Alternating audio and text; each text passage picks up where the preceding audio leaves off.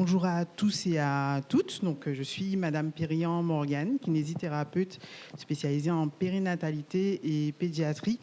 L'idée, c'est un petit peu de faire savoir un peu notre rôle en fait dans tout ce parcours après un deuil périnatal, parce que c'est vrai qu'on parle souvent des équipes qui sont, je dirais, en première ligne. Donc, ça va être les médecins, gynécologues, sages-femmes et autres, mais les kinésithérapeutes font aussi partie de ce parcours de soins. On arrive, on va dire, un petit peu en deuxième ligne, un peu après, quand finalement le deuil a déjà, j'ai envie de dire, commencé, quand les premières prises en charge ont été faites. Mais il est vrai que nous, lors de ce parcours, surtout qu'on intervient dans un parcours qui est hors hôpital, donc ensuite en poste hospitalier, nous sommes un petit peu livrés à nous-mêmes. On a assez peu de liens finalement avec ce qui se passe en hôpital. On n'a pas forcément accès au dossier complet des patients. Donc on ne sait pas forcément quand ils arrivent à nos cabinets dans quelle situation ils se trouvent finalement. Que ce soit la situation psychologique, que ce soit la situation, on va dire, corporelle, physique. Là, je parle de mon métier qui est le métier du corps, on va dire ça comme ça. Et ça nous pose souci finalement pour pouvoir adapter nos prises en charge. Il y a aussi un défaut, donc l'association fait en sorte justement de nous donner des outils, des clés pour cela, mais on a aussi un manque de savoir-être parce que ce ne sont pas des choses qui sont abordées dans nos parcours de formation initiaux ou même post-diplôme. Et c'est vrai qu'on ressent en fait nous, une fois qu'on a ces patients, ces familles en face de nous, ces manques en fait pour pouvoir avoir des prises en charge les plus optimales et les plus adaptées possibles. Merci beaucoup, Morgane. Alors, je n'ai pas vu si vous vous êtes assise dans l'ordre dans lequel je vais vous appeler, donc je vais vous donner la parole. Madame, je vous invite à vous présenter, s'il vous plaît. Carole Louis-Ferdinand. Merci. Je suis psychologue à temps partiel à la MFME, la Maison de la Femme, de la Mère et de l'Enfant, et j'interviens en grossesse pathologique et en suite de couches. Donc, j'accompagne les femmes, les mères, les parents et la fratrie quand il y a une grossesse pathologique et un deuil périnatal. Voilà. Merci beaucoup, Carole. À côté de vous. Bonjour à tous. Moi, je suis Malika Lamal. Je suis sage-femme et coordinatrice du réseau périnatal de Martinique. Bonjour, je me présente Georgia Carpi. Excusez-moi pour la voix, je suis un petit peu malade aujourd'hui. Donc en fait, je suis infirmière puéricultrice. Je travaille en réanimation néonatale à la MFME et je suis aussi présidente de l'association des infirmières puéricultrices de Martinique. Alors bonjour à tous, Corinne Lebille, coordonnateur maïotique au CHU de Martinique. Et donc voilà, en charge de la coordination des équipes d'encadrement du CHU au niveau des sages-femmes et des équipes soignantes de la salle de naissance au sud de Couche. Bonjour à tous. Alors moi je m'appelle Alice Montieu, je suis gynécologue médicale au CHU. Alors, je suppose que je suis là parce que je m'occupe des urgences gynéco, effectivement, où j'ai eu la chance de commencer comme interne il y a 15 ans. À l'époque, il n'y avait pas de seniors aux urgences tout le temps. Les choses ont progressé et du coup, maintenant, on est une belle équipe de gynéco-médicaux, de généralistes aussi, très sensibilisés à la gynéco, qui font que ça, comme moi d'ailleurs. J'ai commencé par la médecine générale. Et donc maintenant, je m'occupe des urgences où on accueille effectivement à la fois les patientes qui présentent des symptomatologies qui peuvent faire référence à une évolution vers une perte de grossesse précoce. Et également, on est amené à recevoir des patientes pour qui on est amené à découvrir une mort fœtale in utero. Je suppose que c'est dans ce contexte que je suis présente là. Et l'idée, c'est qu'on puisse réfléchir à optimiser la coordination des patientes. C'est ça, vous ne vous êtes pas trompés, je vous félicite. Merci en tout cas pour vos présentations. Alors, je vais vous poser des petites questions, j'en ai pour chacune d'entre vous. Si après vous souhaitez compléter le propos pour peut-être aborder un angle ou en tout cas un point que je n'aurais pas évoqué, soyez libre de le faire et d'enrichir en tout cas la connaissance des participants qui nous accompagnent accompagne ce matin. Alice Montieu, je vais commencer avec vous. On est là pour parler de la coordination, de l'approche globale, de la transversalité. Selon vous, comment les urgences gynécologiques peuvent mieux s'articuler avec les autres acteurs du parcours, que ce soit la maternité, les psychologues, le réseau, la ville, pour garantir une continuité de soins après un arrêt de grossesse ou un deuil périnatal? Alors, pour commencer, du coup, puisque moi, j'aime beaucoup improviser, je voulais revenir sur les chiffres qu'on a eus précédemment. Effectivement, Mathilde a réussi à récupérer des chiffres et des données sur les pertes de grossesse précoces, mais malheureusement, qui ne reflètent absolument pas la réalité. La réalité, c'est que les patientes qui sont prises en charge pour des grossesses précoces arrêtées et pour qui les choses se passent selon ce qu'on espère, elles ne sont pas codées comme des pertes de grossesse précoce puisqu'elles ne sont pas hospitalisées. Ce sont des consultations aux urgences et donc il n'y a absolument pas de chiffres sur ces patientes. Les autres, effectivement, les grossesses molaires, les grossesses extra-utérines, elles relèvent d'un codage PMSI, donc un diagnostic. Et du coup, ce sont des parcours complexes. Pour moi, c'est absolument pas la routine. Pour moi, c'est une complication, une perte de grossesse compliquée. Donc, on est hyper vigilant à ces patientes-là. Bien sûr, on est hyper vigilant pour toutes les patientes. Donc, aux urgences, on a une équipe qui se renforce avec les années, puisque les consultations augmentent.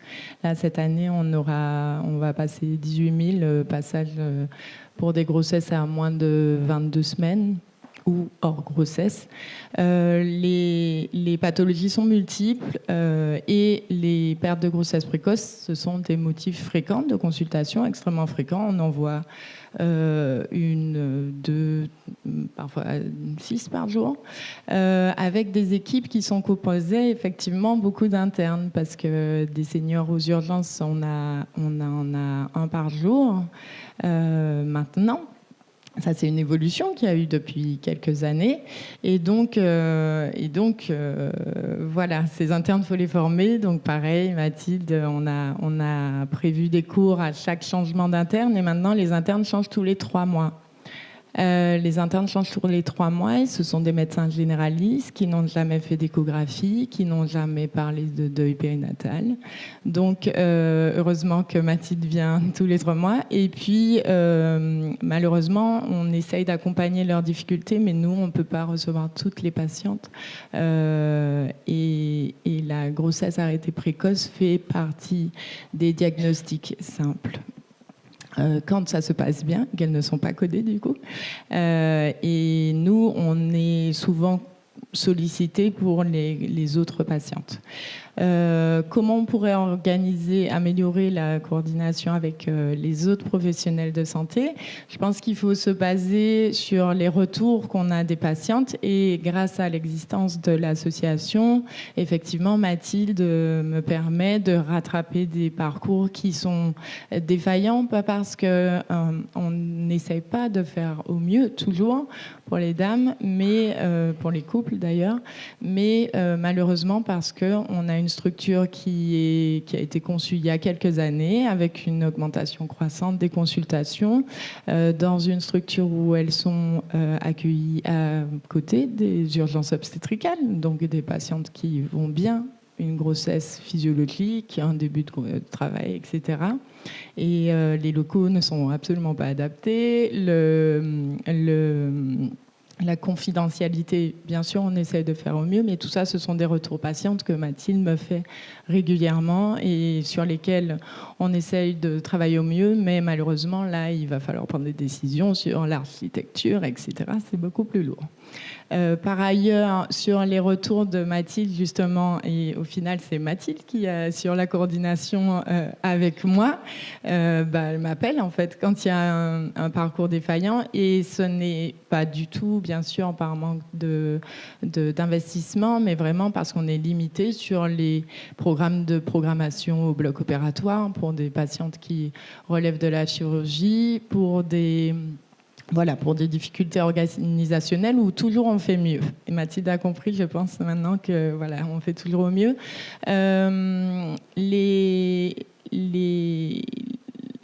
Au final, j'ai eu pas mal de temps pour préparer cette question et il me semble assez évident qu'en fait, la prise en charge d'une patiente qui perd sa grossesse, en dehors des grossesses de plus de 22 semaines, qui reviendrait après, mais là je parle des plus précoces, où il y a un parcours de soins complexe au final à organiser parce qu'il y a beaucoup de professionnels. Il y a non seulement les psychologues, effectivement les sages-femmes, les échographistes, les médecins généralistes, mais il y a aussi le conseiller conjugal, voilà, en fait le sexologue pour le coup, ce sont des professionnels pour qui on a la chance d'avoir un territoire insulaire, donc c'est facile de répertorier tout le monde. Et pour moi, c'est tout à fait justifié qu'on envisage la création d'une infirmière dédiée à la coordination du parcours. Voilà, un interlocuteur unique qui permettrait d'orienter les patientes vers le bon professionnel quand elle en a besoin. Cette place, pour l'instant, c'est Étoiles en Ciel qui l'occupe. On a eu la chance, effectivement, d'avoir les flyers pour les pertes de grossesse précoces, les flyers également pour les patientes qui perdent leur grossesse plus tardivement.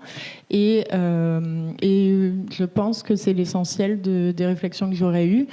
Concernant les pertes de grossesse plus tardives, il y a une particularité qui ne relève pas de la question de difficulté du deuil, mais selon moi en tout cas, mais plus de la fréquence de survenue de ces événements. Et heureusement, ils sont plus rares. Donc, pour l'instant, le parcours est assez fluide, je pense, puisque, en tout cas au sein de la MFME, l'équipe encadrante est assez soudée et peut être l'interlocuteur unique d'une famille.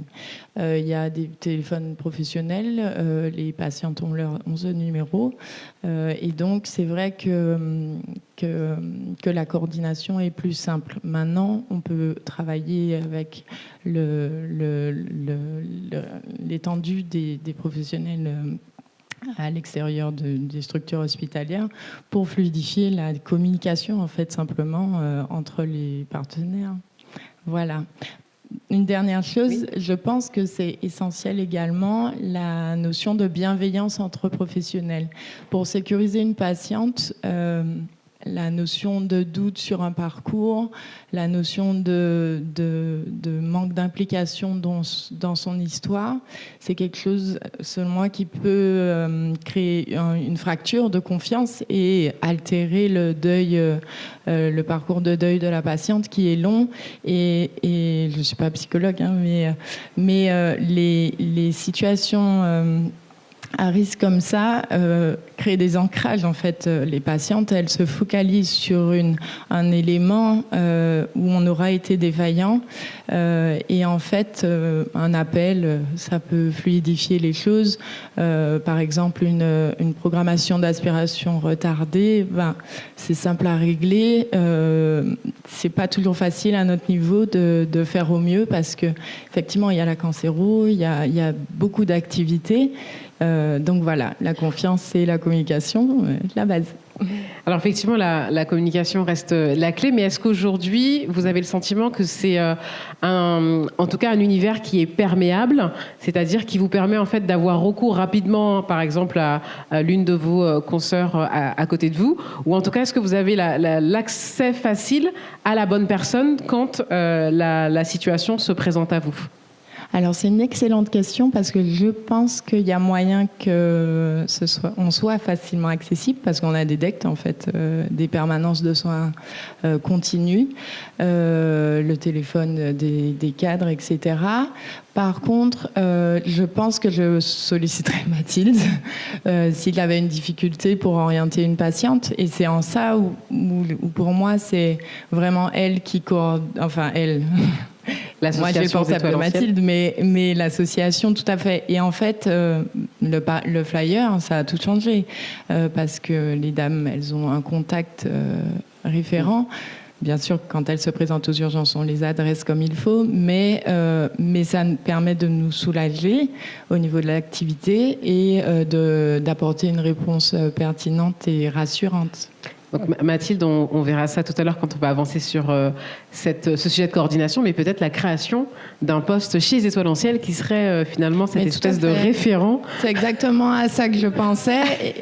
C'est exactement à ça que je pensais. On cherche des financeurs pour la création de ce poste qui sera incontournable, je pense, pour permettre une bonne coordination, une fluidité justement entre vos différents métiers. Merci beaucoup, Alice. On reviendra tout à l'heure sur la question de la fragilité justement du dispositif.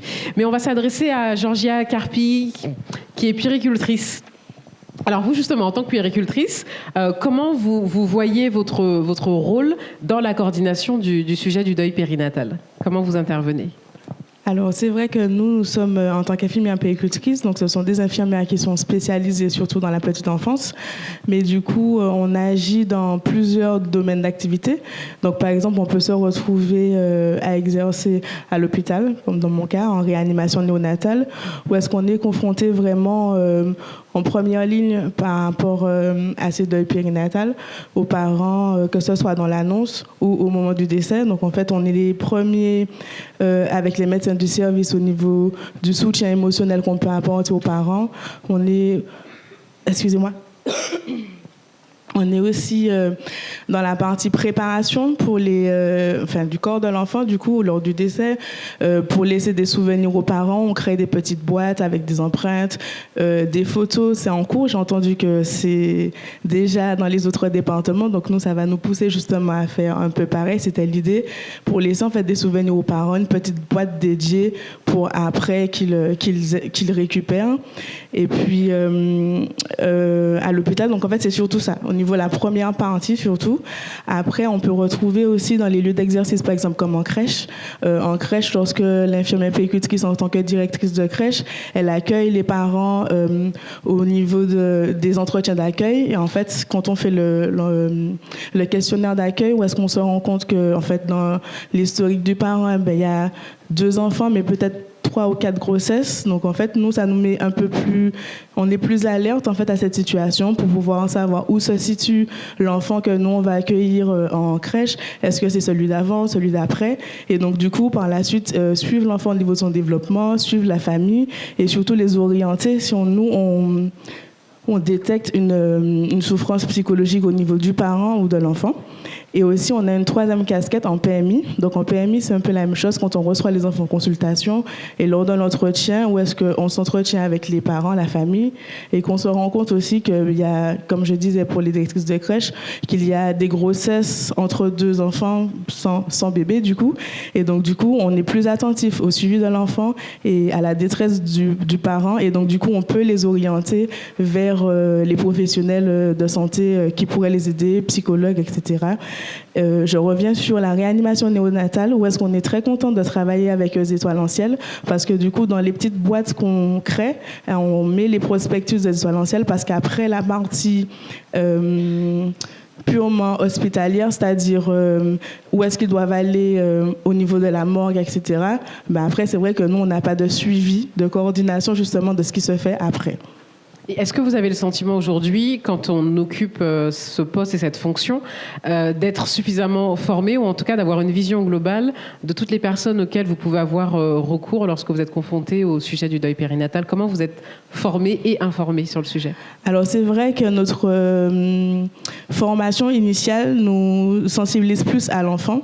On a des notions de deuil périnatal, mais ce n'est pas suffisant, en tout cas, lors de nos pratiques, pour pouvoir savoir les mots, comment les accompagner, les formations d'annonce. Et donc, effectivement, avec l'association des infirmières puéricultrices, on a eu, comme disait Mathilde, un cercle des pros. Un cercle des pros qui a été très intéressant, qui a permis justement aux professionnels de s'exprimer sur les situations qu'ils rencontrent au quotidien. Et pas toujours évident, que ce soit dans le travail ou aussi les vécus personnels qui rentrent en jeu. Et il manque quand même de la formation sur certains thèmes pour mieux prendre en charge les familles qu'on rencontre à notre niveau.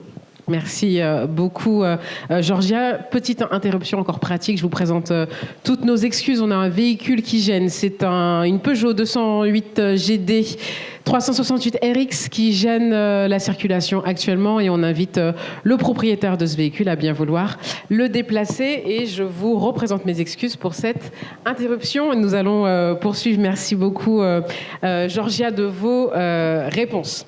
Je vais m'adresser maintenant à Corinne. Donc, Corinne, on vous a vu tout à l'heure lorsque vous avez reçu votre flamme. Vous êtes coordinatrice en maïeutique au pôle femmes, mères, enfants du territoire. Alors, par rapport à vos fonctions, comment vous contribuez à l'amélioration de la prise en charge du deuil périnatal sur le territoire? Alors, avant de parler de territoire, on va parler déjà au niveau du CHU. Au niveau des services de soins, des unités de soins, donc on parle des consultations jusqu'au service de suite de couche. Et je considère qu'on est un maillon sur la chaîne après de prise en charge par rapport au deuil périnatal. Et avant de s'ouvrir au territoire, pour moi et l'équipe encadrante et les équipes soignantes qui sont présentes ici, c'est d'abord sécuriser le parcours et la prise en charge de la patiente.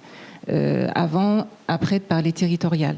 Quand je parle sécurisation et fluidifier le parcours en intra, donc on parle de procédures, de protocoles. C'est vrai qu'on fait énormément de choses qui n'ont pas été valorisées, qui sont valorisées aujourd'hui, mais les équipes soignantes, voilà, ce sont autour du souvenir, voilà, des rituels du deuil, ce qui concerne les empreintes, les photos, l'accompagnement. Il y a eu beaucoup de progrès de fait. Donc peut-être, on va dire, protocoliser tout ça, mettre en mots, écrire des procédures, la formation.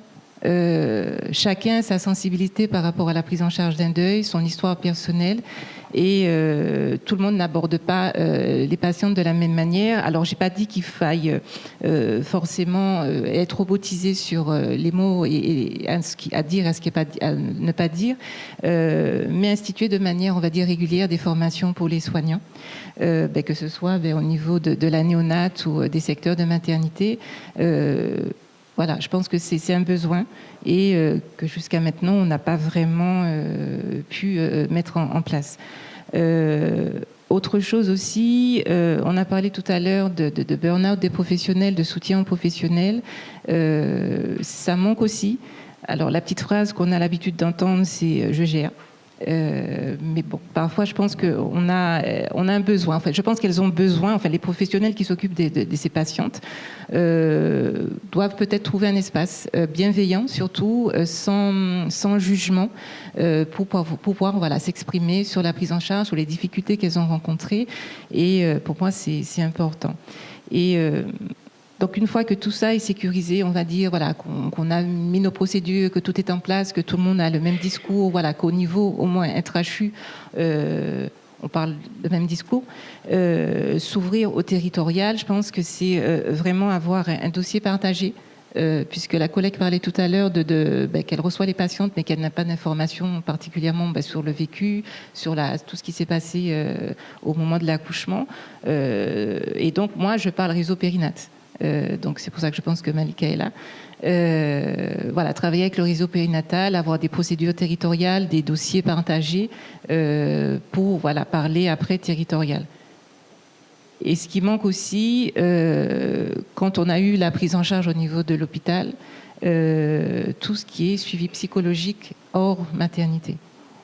Effectivement, l'association récemment donc, apporte ce soutien psychologique, mais c'est vrai qu'on a ce doute-là quand les patientes repartent.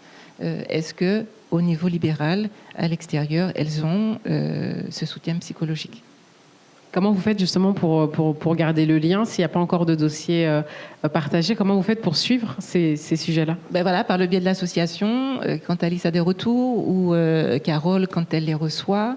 C'est vrai Alice a parlé tout à l'heure d'une sage-femme pour, on va dire, coordonner les parcours. C'est peut-être une idée, mais c'est vrai qu'après, voilà, on les perd un petit peu de vue.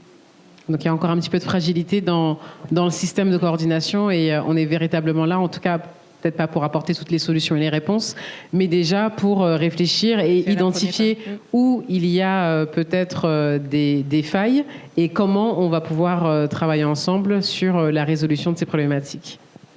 Merci beaucoup, Corinne. On va passer la parole à Malika Lamal, qui est sage-femme et qui s'occupe du réseau Périnat Martinique. Bonjour, Malika.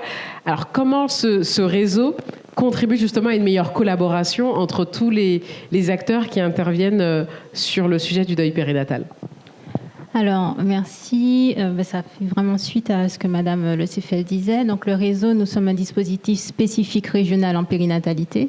Donc, nous avons surtout une mission d'appui pour pouvoir organiser, structurer les parcours, sans pour autant se substituer aux professionnels, bien sûr, qui sont avec les patientes, mais vraiment un rôle d'expertise, d'évaluation des parcours et d'appui à ces parcours. Donc, nous avons vraiment un niveau organisationnel à l'échelle du territoire. L'idée, c'est que justement, il y a des choses qui se font au CHU, il y a des choses qui se font à la clinique Saint-Paul, par exemple, mais chacun un peu de son côté. On aurait aimé vraiment qu'il y ait une harmonisation, puisque c'est le rôle du réseau aussi, d'harmoniser les pratiques, c'est-à-dire aussi d'éviter qu'il y ait des inégalités de prise en charge en fonction de là où les femmes se trouvent. Et donc l'idée, c'est qu'on puisse réunir tout le monde à l'échelle du territoire pour discuter ensemble et faire des protocoles et aussi tout simplement partager sur des dossiers ou des prises en charge ensemble. Donc dans le cadre du deuil périnatal, ce que déjà au niveau du réseau périnatal qui pourrait être une de nos missions en tout cas, enfin qui est une de nos missions, c'est déjà la prévention. Donc la prévention, tout à l'heure ma collègue Marie-Laure Amétis parlait des problématiques qui peuvent conduire justement à ces deuils. Donc la prévention avec les parcours, les protocoles sur tout ce qui va être hypertension, diabète, voilà, les IMG, tout ce qui va permettre en tout cas, comme je disais, d'harmoniser les pratiques sur des pathologies, déjà en amont du deuil. Ensuite, l'idée aussi, c'est que nous puissions nous rencontrer, comme je disais tout à l'heure, en pluridisciplinarité, autour de dossiers, ou autour de cas. Nous avons justement eu une discussion un peu entre coordinatrices de Guadeloupe, Guyane et Martinique sur ce sujet. Et le deuil pourrait très bien faire partie des thèmes pour qu'on puisse mutualiser entre régions. Je tiens justement à parler notamment des RMM, des revues de morbimortalité. Elles sont difficiles à mettre en place sur le territoire, tout simplement parce que je pense que nous sommes un petit territoire et il y a peut-être la crainte qu'on sache au final qu'il n'y ait plus d'anonymisation, même si les protocoles des RMM sont quand même bien cadrés et qu'il n'y a pas lieu à connaître qui a fait quoi. Mais nous sommes un petit territoire, effectivement, ça peut se savoir. Et il y a vraiment du mal à mettre ici, en tout cas, en place des RMM régionales.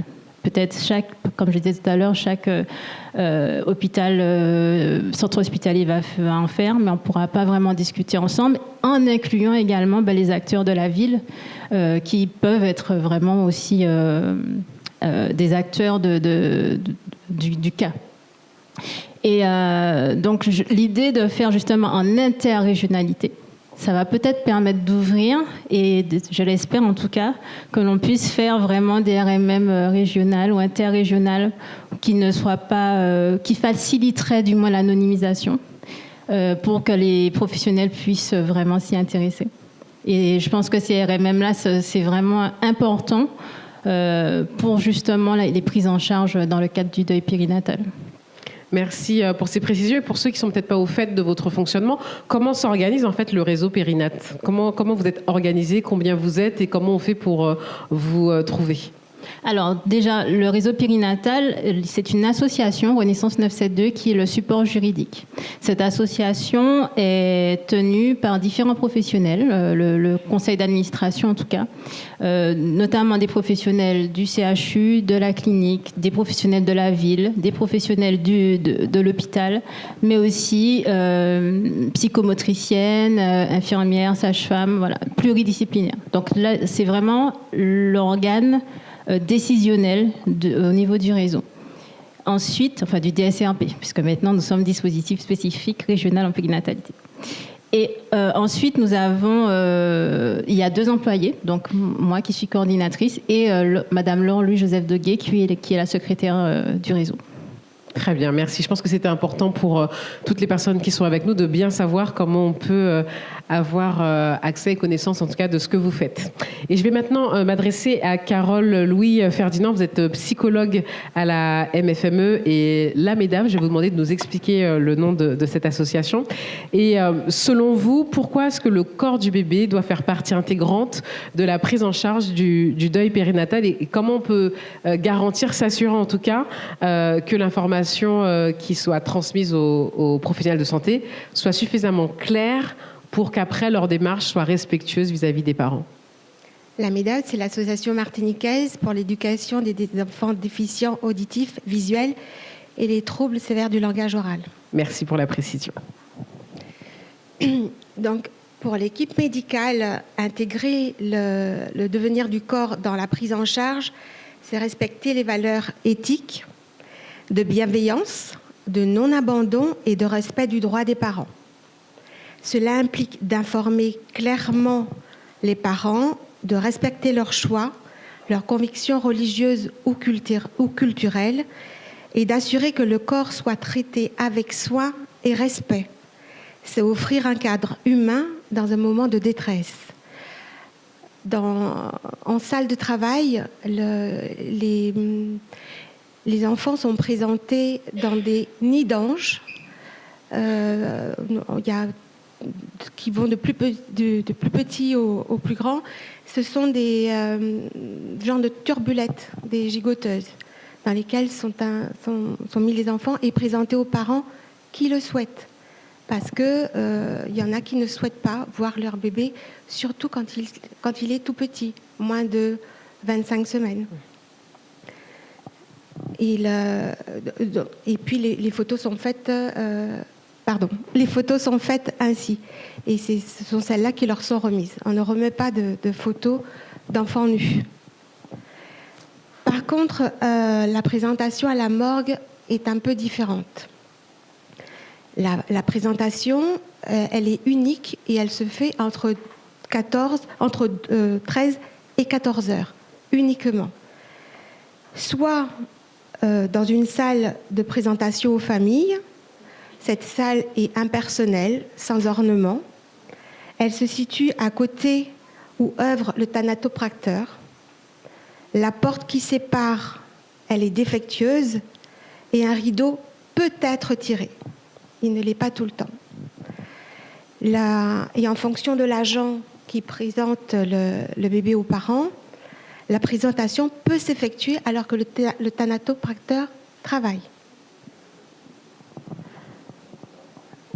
Et cette présentation aux familles peut se faire aussi dans un espace au bout d'un couloir, sans porte, près de la salle des casiers. C'est ainsi que ça s'appelle. Et c'est assez malodorant. Le bébé est posé sur un chariot, soit il est recouvert d'un drap. Malheureusement, il est plus souvent recouvert d'une alaise. Ce qu'il advient du corps, inhumation, crémation, lieu de recueillement, donne un ancrage au souvenir et permet de poursuivre le lien de manière apaisée. L'absence d'information peut bloquer ou compliquer le processus de deuil. Pour ce faire, nous avons réalisé une fiche informative qui est remise pas en salle de travail, dans le service de grossesse pathologique, au sein du CPDP, le Centre pluridisciplinaire de diagnostic prénatal. Cette fiche est disponible pour toutes les personnes qui reçoivent les femmes ou les couples. Elle est aussi dans le service de grossesse pathologique. Et voilà, donc cette fiche récapitule en fait le devenir du corps, notamment avant 15 semaines d'aménorrhée et après 22 semaines. Voilà. Merci déjà pour ces informations. On va développer ce sujet-là tout à l'heure avec une autre intervenante. Et vous, Carole Carole Louis-Ferdinand, en tant que psychologue, comment vous intervenez? Parce que c'est ce que vous nous avez dit là, c'est quand même assez dur. Et il y a des commentaires que vous faites qui nous mettent aussi dans des conditions de vision, en tout cas, qui sont assez difficiles.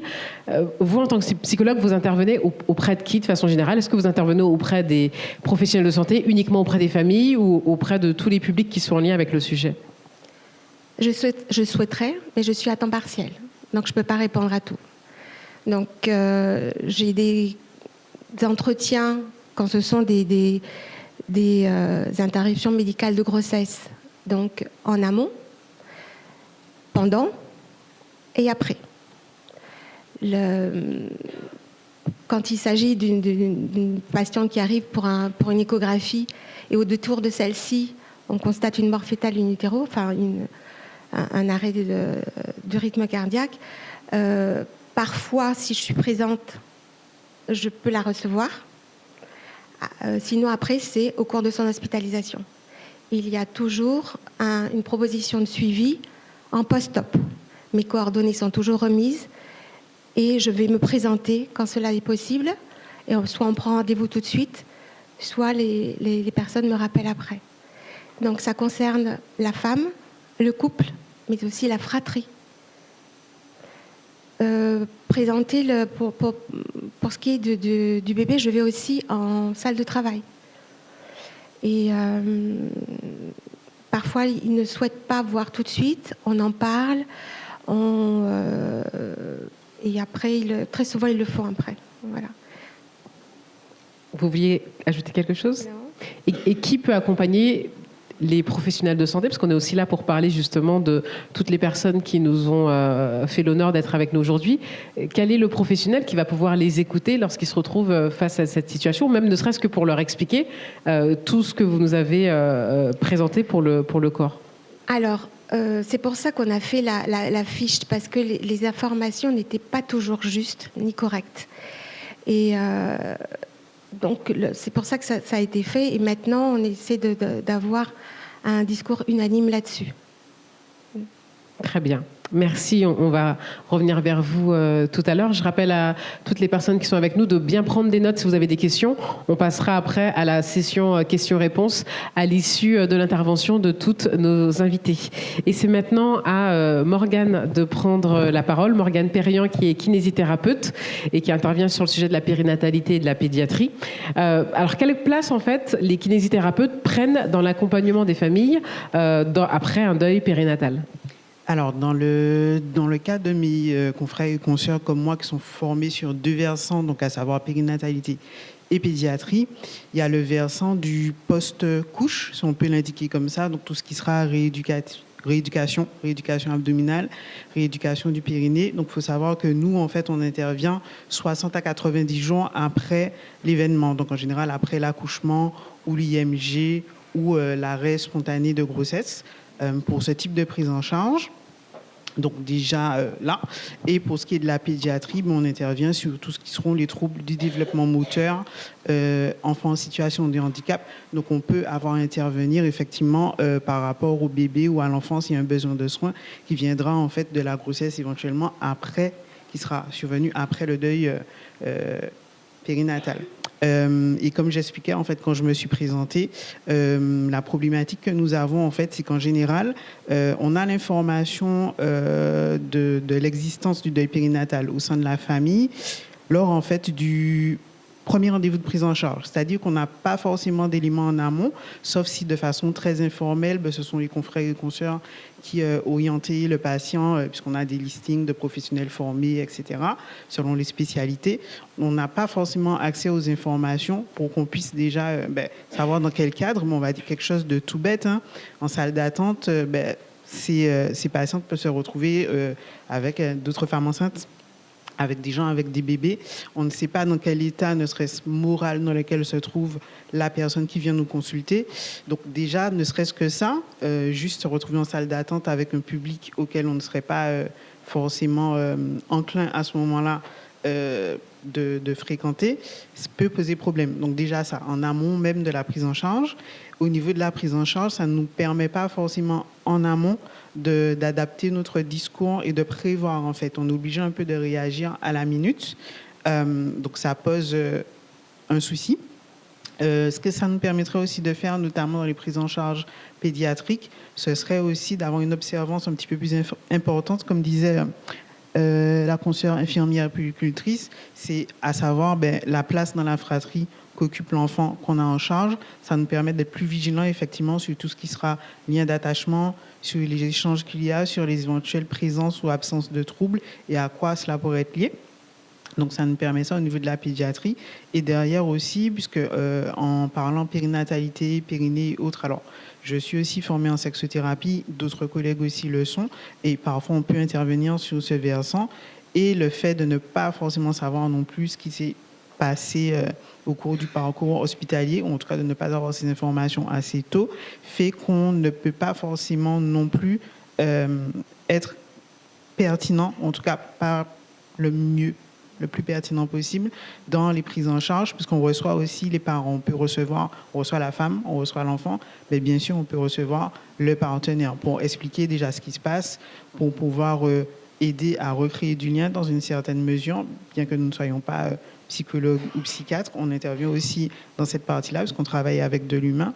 Et c'est vrai que voilà, il y a tous ces éléments qui font qu'on peut avoir un peu ce défaut de prise en charge. Alors, le docteur Monthieu et toutes les conseillères finalement présentes ont fait remonter cette idée d'un personnel qui serait dédié à ça. Et c'est vrai que c'est une idée qui semble très intéressante. Pour l'instant, c'est effectivement l'association Étoiles dans le ciel qui se fait finalement, qui fait office de référent, où en fait, quand on a une difficulté, on fait appel à eux pour savoir vers quel professionnel on peut réorienter le patient. Est-ce que c'est un patient qui a déjà été pris en charge chez eux, etc. Et c'est là, en fait, où ça devient intéressant. Mais c'est vrai que de manière générale, nous n'avons pas forcément de référent. Et l'autre difficulté que l'on a, c'est aussi nous, lors de nos parcours professionnels, nous ne sommes pas formés. Nous ne sommes pas formés, nous sommes formés à la prise en charge des mères, à la prise en charge des enfants, mais il y a un vide, en fait, au niveau formation sur comment on prend en charge les familles, les enfants, les femmes qui ont vécu ce deuil périnatal. Donc, on a un gros manque en termes de prise en charge, de savoir-être, comment se comporter, comment accueillir ce type de public. C'est quelque chose qui n'est pas fait en école pour l'instant, et c'est quelque chose qui, même en formation post-diplômante, peut être fait, mais qui est fait pour le moment de manière assez sporadique, assez anecdotique. Merci pour votre intervention. Et là, je m'adresse à chacune d'entre vous pour qu'on puisse justement apporter de l'eau à notre moulin et faciliter aussi le rapport que tous les professionnels de santé qui sont avec nous peuvent avoir avec le sujet du deuil périnatal. Comment on peut justement débloquer les choses? Parce qu'on se dit, tiens, il faudrait peut-être avoir une coordinatrice. L'association Étoiles dans le ciel, finalement, fait un peu ce job par intérim. Mais de manière opérationnelle et concrète, là, si aujourd'hui, on devait écrire cette feuille de route et donner de véritables indicateurs, une véritable démarche pour que la coordination, comme ça, se renforce et que votre approche à vous toutes soit plus globale, qu'est-ce qu'il faudrait qu'on fasse, là, aujourd'hui, pour lancer ça, selon vous?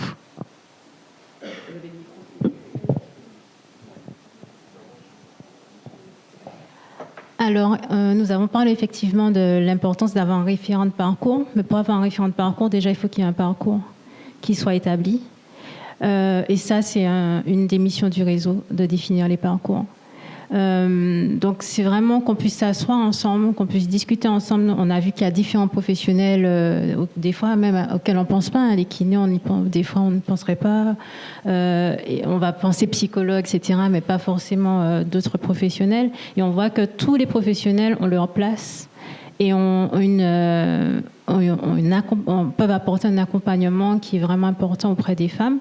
Et donc, c'est vraiment qu'on puisse se réunir ensemble en interdisciplinarité et définir ensemble un parcours qu'on pourrait dire type, qui peut passer par déjà l'information aux familles, par les transmissions, par aussi l'après, les consultations préconceptionnelles après, peut-être des consultations, des propositions de consultation avec des psychologues à des temps particuliers, 3 mois après, enfin voilà, et où Ça peut être la PMI, ça peut être des associations, ça peut être des psychologues de ville, ça peut être peut-être une consultation à l'hôpital avec un psychologue de l'hôpital. Mais voilà, qui peut faire quoi et à quel moment, ça c'est vraiment qu'on puisse s'asseoir ensemble et ça c'est une des missions du réseau. Oui, je voulais rajouter, donc je suis tout à fait d'accord avec Malika. Effectivement, ça relève du réseau de coordonner le parcours de soins, mais je doute qu'en l'état actuel de l'organisation, on puisse offrir aux parents la disponibilité nécessaire et l'écoute nécessaire pour optimiser leur parcours actuellement. Donc, parallèlement à, effectivement, il faut réunir les acteurs et que le réseau supporte ce parcours, mais il faut aussi élargir les équipes pour pouvoir répondre aux attentes. Alors précédemment, je voulais rajouter, suite aux interventions en fait de chacune, que je pense que vous avez toutes noté le manque d'accompagnement psychologique. Malheureusement, Carole ne peut pas tout faire. Et pour l'instant, je ne la sollicite pas pour les pertes de grossesse précoces, sauf situation particulière. Et bien sûr, elle est hyper disponible pour quand je la sollicite. Mais vu que la direction est là et que c'est le problème, effectivement, en fait, ne pas proposer de psychologue disponible sur les heures ouvrables pour des patientes qui vivent un deuil, ça me semble de relever de l'aberration. Ensuite, j'ai aussi une particularité à apporter sur la notion de partage des informations. Alors, je reviens de formation sur la violence faite aux femmes et je pense quand même qu'il faut qu'on prenne en considération la notion de levée de secret également, parce que je comprends tout à fait les difficultés liées au fait d'accueillir une patiente, et moi-même j'y suis confrontée en consultation, parce que je ne suis pas que aux urgences, dans la prise de contact avec chaque patiente. Effectivement, il faut réinterroger sur des situations inconfortables, et effectivement, quand on l'accueille par la suite, oui, être à côté de patientes enceintes ou avec leur bébé, c'est extrêmement violent. Et donc, c'est nécessaire, le partage d'informations, mais je crois qu'il va falloir solliciter un avis juridique sur ces questions, parce que c'est pas anodin de partager des dossiers médicaux. On est censé partager les éléments nécessaires à la prise en charge du patient. Donc, sous ta vigilance, Corinne, je crois qu'il faut interroger en amont, en fait, avant la sortie de la patiente, les éléments qu'elle souhaite partager. Effectivement, s'il y a un annuaire, en fait, un référentiel des personnels formés, effectivement, le deuil périnatal, je pense que c'est une formation spécifique qui n'est pas offerte, même en formation post-universitaire. Voilà, ce sont des formations spécifiques en métropole. Pour la plupart, et puis par Mathilde, bien sûr. Et donc, créer un annuaire qui regroupe vraiment des professionnels de tout horizon, en fait. Même une garde d'enfants, ça peut être nécessaire dans un contexte de périnatal, parce qu'effectivement, il faut de la disponibilité mentale pour gérer le deuil, que ce soit une perte de grossesse précoce au deuil postnatal. Donc voilà, un petit point de vigilance sur le côté juridique, mais qui peut être résolu, en tout cas plus simplement, par l'accord de la patiente. Et c'est vrai que c'est pas quelque chose qu'on fait, voilà. Systématiser la prise de rendez-vous si les patientes sont ouvertes à l'idée dans le traumatisme. Donc, c'est délicat d'aborder ces questions-là, de kiné du périnée, bien que ça soit fondamental pour l'avenir. Mais si on doit partager des informations, il faut demander avant à qui on partagera, et donc aborder la question de l'après très loin. Et pour le coup, peut-être que Carole pourra apporter son éclairage, mais c'est parfois difficile également. Donc voilà, il y a plein de petits points de vigilance qui font qu'au final, on n'a pas pris la décision d'aborder ces questions, même si on en est conscient, tous au final, avant, parce qu'effectivement, il faut nous réunir pour ça.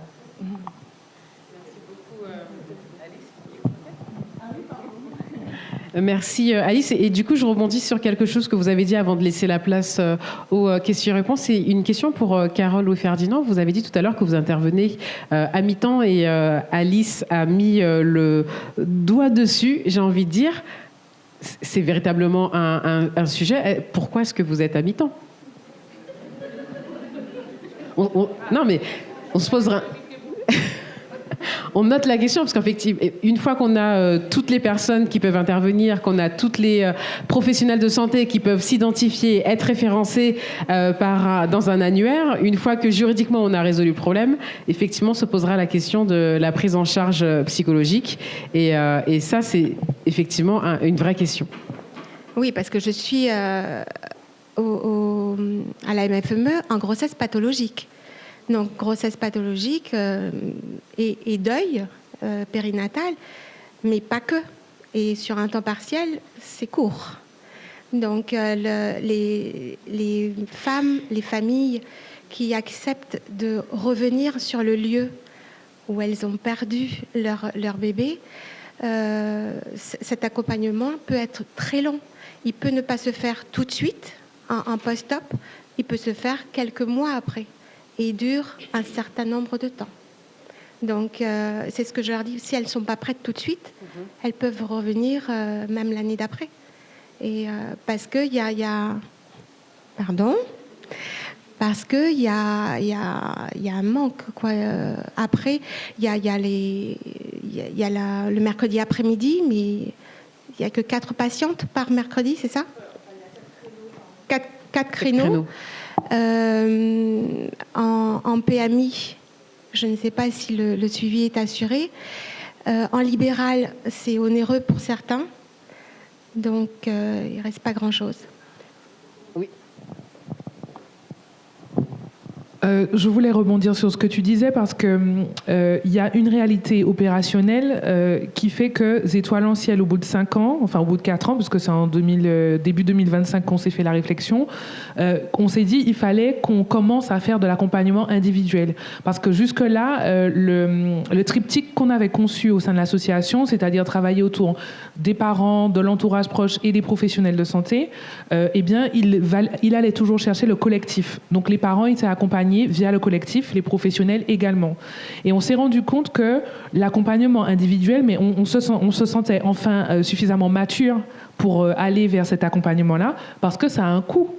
Vous pensez bien qu'aller chercher un professionnel psychologue, de l'enlever de son cabinet en ville, et de lui dire tu vas venir tous les mercredis chez nous moyennant un tarif qu'on a négocié comme on pouvait, mais il fallait quand même qu'il soit attractif pour faire sortir le professionnel de chez lui.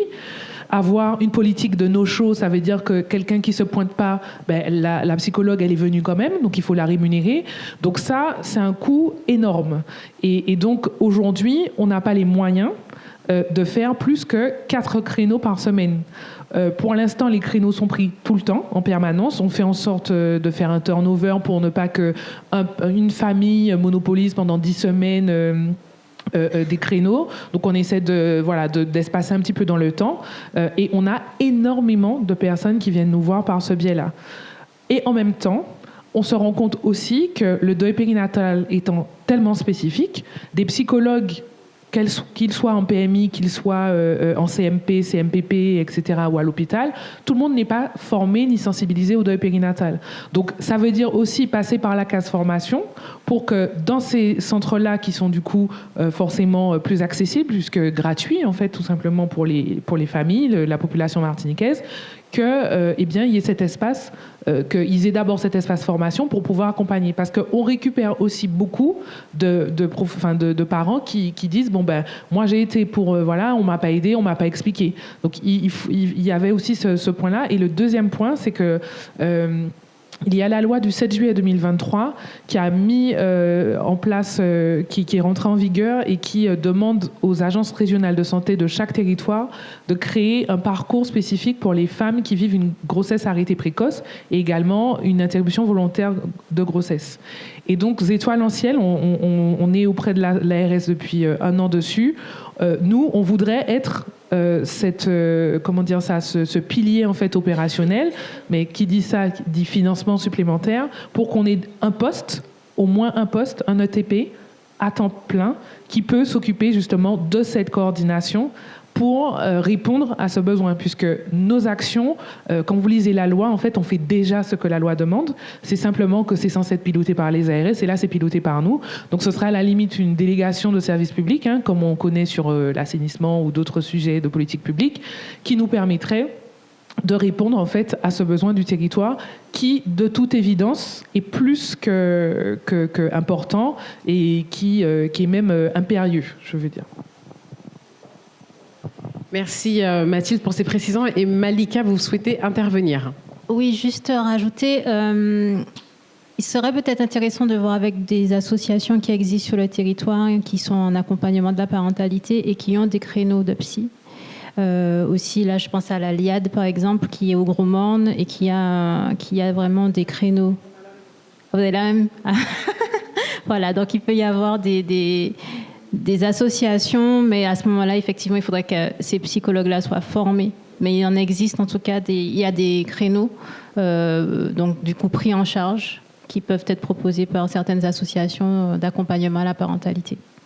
Merci. Alors c'est vrai qu'on s'est réunis sur cette table ronde notamment pour aborder le sujet de la transversalité et de l'approche globale.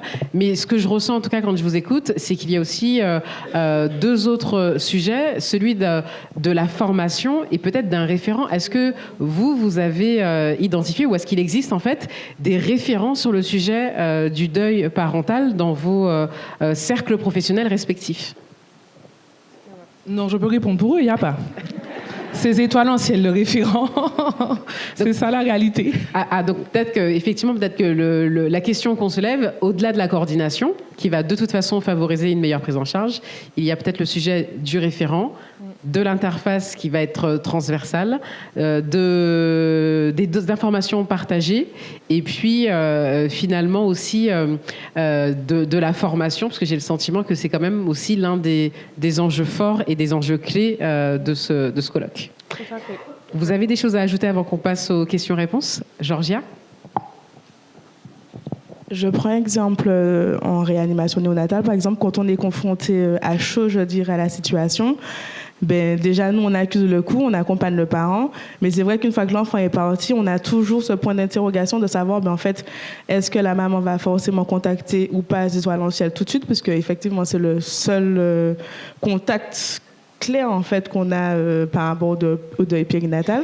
Donc en fait des fois on se repose des questions même des semaines après entre collègues, et cette maman là est-ce que tu as eu des nouvelles par X ou Y raison, ou bien c'est peut-être des fois un an après, ou est-ce que quand il y a une nouvelle grossesse on se dit elle a réussi à se relever, etc. ou autre. Mais c'est vrai qu'on n'a pas de coordination claire, nette, qui nous permet d'assurer qu'après le départ de réanimation, quand le bébé est parti, que la maman est remontée en maternité, de la suite sûre et précise de ce qui se fera en fait.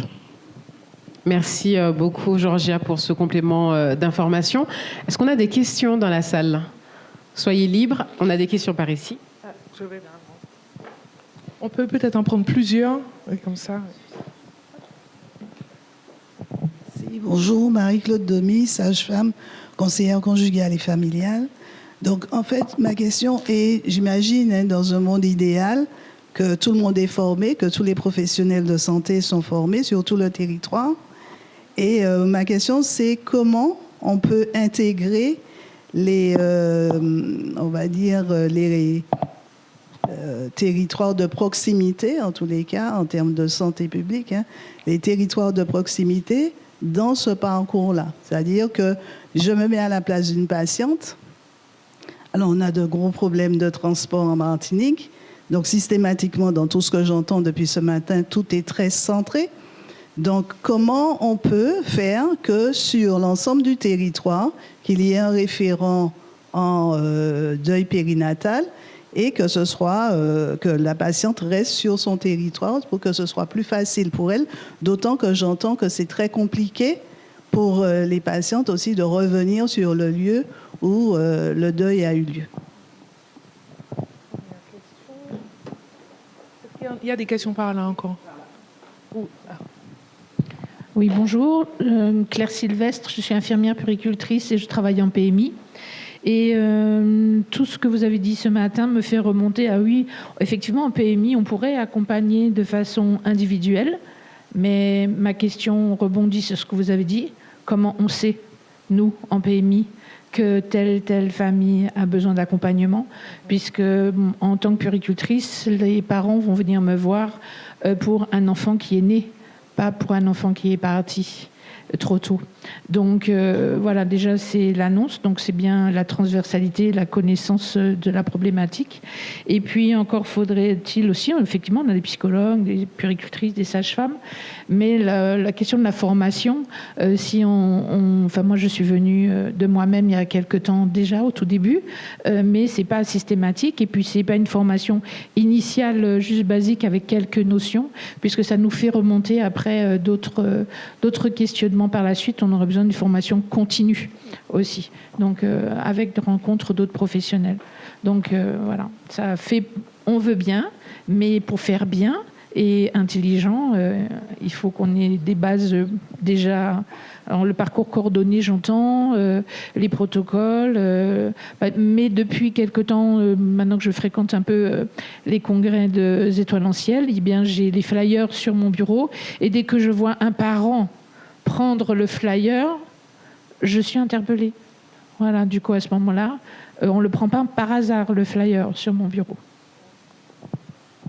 Merci. Alors attends, on va peut-être répondre déjà aux 2 questions, sinon ça va faire beaucoup après à mémoriser pour nos Enfin, 3 questions d'ailleurs. Je vous redonne les questions. Comment intégrer les territoires pour qu'il y ait davantage de proximité? On a le sentiment qu'aujourd'hui la démarche est pensée de manière un petit peu centrale, mais il y a certainement des personnes concernées en dehors de cette zone centre.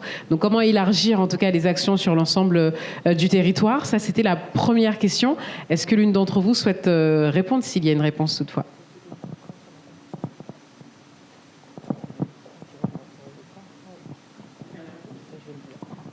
Mais oui, ce que je pourrais dire, c'est de toute façon que ce qu'on disait tout à l'heure, c'est vraiment qu'on puisse s'asseoir ensemble et qu'on puisse réfléchir à qui fait quoi et où. Et à ce moment-là, mettre en place des parcours, oui, par territoire de proximité, tout à fait. Donc des annuaires avec par territoire de proximité, donc Nord, Sud, Nord-Atlantique, Nord-Caraïbes, Centre et Sud. Ça, c'est tout à fait possible. Et justement aussi, comme je disais aussi tout à l'heure, mutualiser avec d'autres associations qui interviennent sur le territoire et qui peuvent proposer des approches. Vous souhaitez répondre aussi, Corinne ?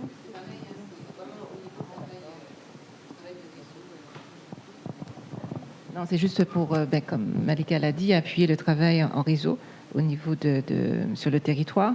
Après, c'est vrai, la prise en charge est effectivement centrée, mais au niveau du CHU, on a quand même des consultations excentrées. Donc, je parle de Basse-Pointe, de Trinité, du Marin, du Carbet. Donc, on peut aussi, pourquoi pas, développer ces centres-là pour un accueil et une prise en charge. Alors, il y avait une question ensuite qui concernait les PMI. Comment on sait, et ça on en a parlé tout à l'heure quand on parlait de transmission de dossiers, comment on peut améliorer justement cette transmission d'informations quand une puéricultrice ou en tout cas une professionnelle de santé reçoit une famille, elle n'est pas forcément au courant de ce qui s'est passé avant. On a parlé de ce dossier de transmission, dossier partagé. Est-ce que ça, c'est quelque chose qui est concret, réalisable, imminent, en discussion ou pas du tout? Où est-ce que nous en sommes?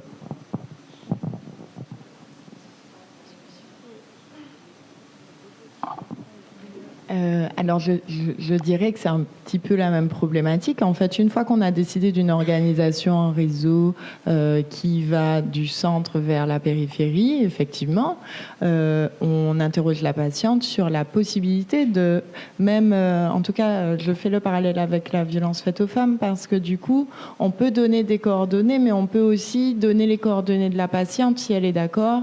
Non, pardon, je voulais dire l'inverse. On peut donner les coordonnées de la patiente au PMI. Une fois que c'est décidé au niveau du réseau, l'organisation d'accompagnement, en fait, effectivement, ça peut relever des PMI. Et les PMI peuvent systématiquement, avec accord de la patiente, être alertés sur le fait de recevoir sur des délais courts, effectivement, les patientes qui vivent un deuil périnatal, c'est possible. Moi, même sur les grossesses arrêtées précoces, en fait, si on me donne les coordonnées de toutes les PMI, j'appelle les PMI, je donne les coordonnées, il n'y a pas de souci. Donc on continue avec la dernière question qu'on avait jusqu'à présent avant d'enchaîner avec le reste. Ce sujet de formation, on l'a compris aussi dans vos interventions. Aujourd'hui, en formation initiale, le sujet du deuil périnatal n'est pas quelque chose d'automatique. Ça rentre dans le cadre de spécialités ou de formations parallèles qu'il va falloir faire ou suivre. Mais en tout cas, dans un dispositif de formation initiale, voire après de formation continue, tout n'est pas encore mis en place pour que les professionnels de santé soient bien formés. Ça m'a fait penser que si la délégation de formation des professionnels est confiée à l'association, il est tout à fait envisageable, vu le nombre de personnes qui relèvent de la prise en charge de ces patientes, de faire venir des formations validées, comme pour la formation violence faite aux femmes. En fait, c'est un organisme de métropole qui est venu former les équipes, et puis on prévoit plusieurs... voilà, tout ça, c'est des budgets hyper carré, je pense que l'ARS serait OK. Je précise, c'est déjà ce qu'on fait. C'est déjà ce qu'on fait. Maintenant, il y a aussi Muriel Mermiliode qui est basée en Guadeloupe, qui a son organisme de formation. Donc, les institutions type CHU, CTM, etc., Dr Moulanier et à mes côtés, peuvent très bien aussi contractualiser directement avec Muriel, par exemple, pour ses formations, puisqu'elle a déjà des formations sur le deuil périnatal. Et Étoiles en ciel est en parcours pour devenir un centre de formation à son tour. Donc, à partir de bientôt, ce sera plus gratuit, parce que vous savez qu'un centre de formation ne peut pas faire de formation gratuitement. C'est interdit par la loi. Donc, on va se conformer à la réglementation, mesdames et messieurs.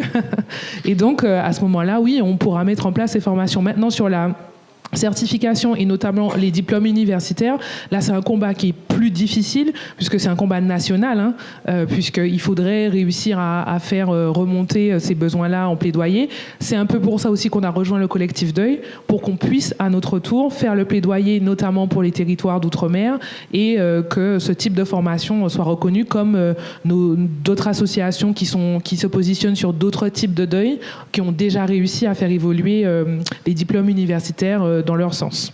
Voilà, mais on n'a que 5 ans, donc on est encore petit, on est en maternelle. Oui, bonjour à toutes. Donc, je suis Dr Moulanier, médecin-chef de PMI. Et alors, je voudrais déjà vraiment remercier chaleureusement l'association Étoiles en ciel et surtout Mathilde, parce que lorsque j'ai diffusé l'information auprès des équipes sur la présence du colloque, l'existence de ce second colloque, on m'a répondu « Ok, 10 agents peuvent participer à la formation ». Et j'étais tellement désolée de devoir faire des choix. Et puis j'ai appelé Mathilde et Mathilde a dit « Alix, pour la CTM, ce sera gratuit ». Et je remercie tous les agents qui sont présents aujourd'hui, les agents de PMI et qui participent à ce colloque. Ce colloque, il a vraiment du sens et il est important. Aujourd'hui, il y a déjà un lien qui fonctionne très très bien avec le CHUM, c'est via l'UMPSP, l'unité donc qui nous adresse, nous en PMI, les grossesses à risque, on va dire, pour faire simple, pas à risque forcément médical, toujours, mais social. Toutes les grossesses qui posent une difficulté et qui nécessitent un rapprochement, enfin une prise en charge peut-être plus lourde ou plus rapprochée, on va dire. Donc, l'UMPSP pourrait très bien aussi nous adresser les patientes qui sont dans cette situation de deuil en cours. Pour l'instant, je le dis, les agents de PMI, qu'elles soient psychologues ou qu'elles soient puères ou sages-femmes, ne sont pas formés pour le deuil périnatal. Donc j'entends le besoin, je vais faire ce qu'il faut, malgré les caisses vides de la CTM, je vais vraiment mettre le point sur l'importance de former le personnel pour pouvoir venir en relais de ces familles. Parce que pour le vivre en tant que médecin, l'accompagnement d'une famille, parce qu'on parle beaucoup des femmes bien sûr, mais il y a des papas derrière, enfin ou à côté ou devant, je sais pas. Mais en tout cas, ils sont là et eux aussi. C'est peut-être beaucoup plus difficile de les faire... Enfin, ça, c'est mon vécu de médecin. C'est plus difficile de faire venir les pères dans ces entretiens ou dans des ateliers autour du deuil périnatal. Et un père qui ne vient pas, c'est aussi une maman qui aussi se sent seule par rapport à la douleur de la perte de son bébé. Donc voilà, enfin ça, ce sont mes réflexions et encore merci. Merci beaucoup, docteur, pour cette réflexion partagée avec nous. Et on a une question. Alors Mathilde, je te laisse donner le micro et on va écouter votre question, madame. Oui, bonjour, Rachel Ferrer, je suis psychologue clinicienne et chercheuse. Je voulais juste soulever qu'il y avait aussi un enjeu important dont nous n'avons pas parlé, c'est celui de la recherche, me semble-t-il. Je voudrais rebondir sur ce que Madame Amétis disait tout à l'heure, sur la spécificité du vécu des patientes, aujourd'hui, qui n'est pas identifiée. Nous n'avons pas de laboratoire en psychologie, que ce soit en Martinique ou en Guadeloupe. Donc aujourd'hui, cette spécificité culturelle dans les vécus, que ce soit dans le cas du deuil périnatal ou autre pathologie, n'est pas identifiée, très rarement. Donc déjà, ça c'est la première chose, je trouve ça dommage. Il faut savoir qu'au CHU, nous sommes en train de créer une cellule de recherche en psychologie. Voilà, ça c'est important de le savoir. Et je pense que parler formation ou autre, oui, c'est très bien de former, mais nous formons à partir de quoi ? Donc nous avons l'expérience clinique, ça c'est important, mais après, pour pouvoir parler des données concernant les enjeux psychologiques et psychopathologiques de la population antillaise, on va dire de manière spécifique, nous n'avons pas de données. Voilà, donc je pense que c'est un enjeu important. Je regrette que les représentants soient partis, parce qu'il y avait quelque chose à leur dire autour de ça aussi. Voilà, c'était juste une petite aparté. Merci en tout cas pour cet apport, cette vision qui nous permet aussi d'intégrer le sujet de la recherche pour mieux comprendre la façon de vivre et de travailler sur le sujet du deuil périnatal. Alors moi, je voulais juste partager une petite réflexion, notamment sur la question de la psychologue, dont on a parlé énormément, parce qu'elle est centrale. Déjà, au CHU, par exemple, de la Guadeloupe, on a une psychologue à temps plein, mais même une psychologue à temps plein pour la maternité n'est pas suffisante. Ça, c'est la première chose. Ensuite, alors au niveau du DSR en périnatalité en Guadeloupe, on a cette chance. Donc nous, on n'est pas une association, on est dans un groupement d'intérêt public, et donc on vit avec le dispositif d'appui à la coordination qui est là pour les situations complexes. Et on a cette facilité d'adresser finalement les patientes qui sont en grande difficulté vers ce dispositif qui va les accompagner sur le long terme.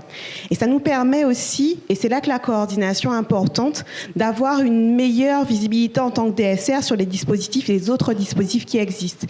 Et on s'appuie en tout cas nous beaucoup sur le dispositif de la sécurité sociale Mon Soutien Psy, qui n'est pas parfait, mais qui a le mérite d'exister, qui nous permet de proposer des consultations remboursées de psychologues une fois par mois, 12 par an. Et donc, c'est quelque chose qui nous permet aussi de proposer quelque chose. Les CMP, ça prend du temps, etc. Et je veux aussi rebondir sur la PMI, qui est vraiment très importante en territoire, parce que les PMI, il y en a déjà partout sur tous les territoires, et c'est vraiment un relais important. Donc, reste à nous vraiment à charge de vraiment réussir finalement à se mettre autour de cette table, avec les institutions, effectivement la PMI, mais aussi la CGSS, etc., pour réussir à être au plus près des patients et à répondre à toutes les demandes. Certaines seront OK pour retourner à l'hôpital, d'autres non.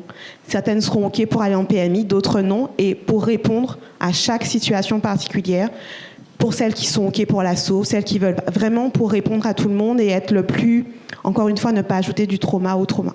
Voilà. Merci Marie-Laure. Est-ce qu'on a d'autres questions ? Oui. Alors Mathilde, comme tu aimes bien marcher, je te laisse monter. Après madame, est-ce qu'il y aura d'autres questions ? Il va nous rester une dizaine de minutes pour pouvoir aborder le sujet de cette table ronde. Ce sera la dernière question. Et puis nos invités pourront ensuite conclure leurs interventions. Oui, bonjour. Solène Annette, étudiante sage-femme. Moi, je me posais plutôt une question par rapport au fait que, malgré le fait qu'on ne soit pas en dernière année, on peut parfois être exposé en fonction du milieu de stage à du deuil périnatal ou à des grossesses après un deuil périnatal. Et même si on n'est pas forcément habilité à pouvoir faire face et accompagner, on est quand même exposé, on est quand même face à la dame, donc on ne peut pas rester là à la regarder dans les yeux. Donc effectivement, on forme les dernières années, mais moi je me pose la question parce que bon, je suis en deuxième année et j'ai déjà eu à faire face.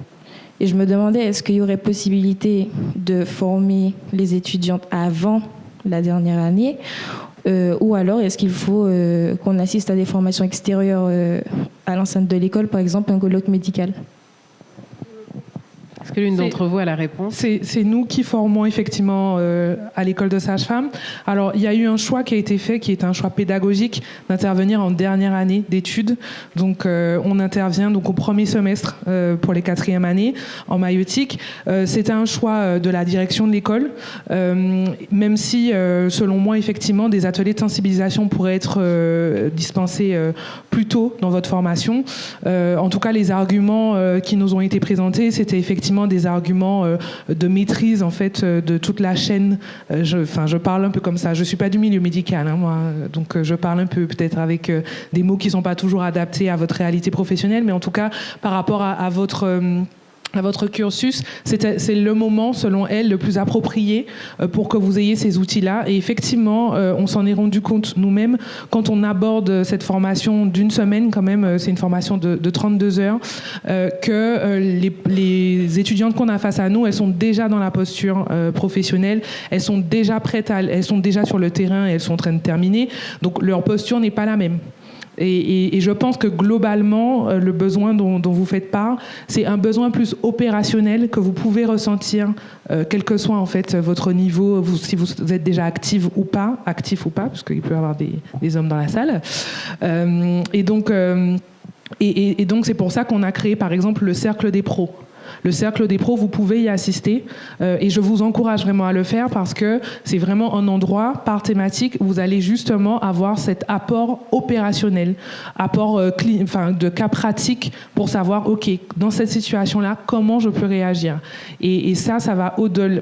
Je pense que le besoin de formation est davantage urgent sur l'opérationnel que sur tout le reste, l'anthropologie, la sociologie, la psychologie de manière générale, qu'on va pouvoir amener par la suite, mais qui passe d'abord par ce besoin immédiat d'avoir les bons outils. Et cette année, par exemple, quand on a fait la formation à la fin du mois d'octobre, eh bien, c'était la première année, ça fait 5 ans qu'on fait ça, et c'était la première année qu'on avait des étudiantes qui n'avaient jamais, selon elles au départ, même si en creusant, elles se sont rendues compte que oui, mais qui n'avaient pas été spécialement confrontées au deuil périnatal. Voilà. Merci Mathilde. Est-ce qu'il nous reste encore quelques questions dans la salle?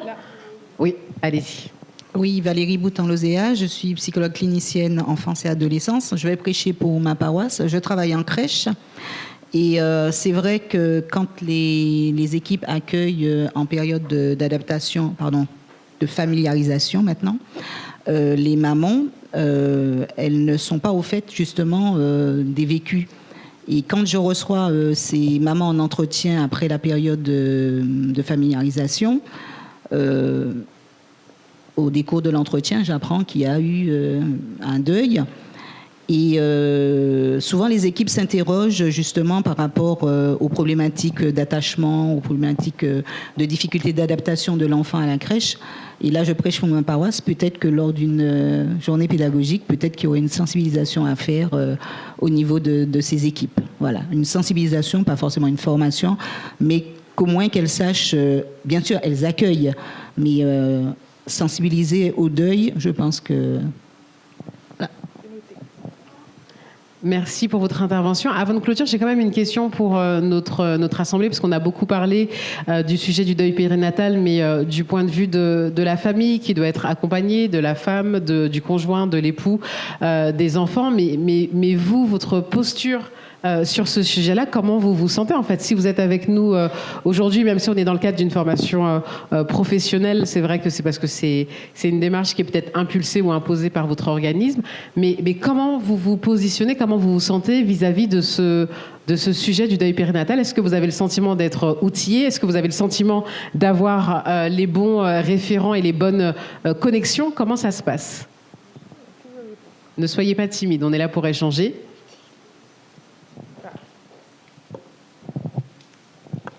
Je peux me permettre, alors, pour ce qui est de mes collègues à la MFME, en grossesse pathos ou en salle de travail, les étudiantes, certaines viennent me voir, viennent m'interroger sur comment faire. Oh, j'ai du mal, hein.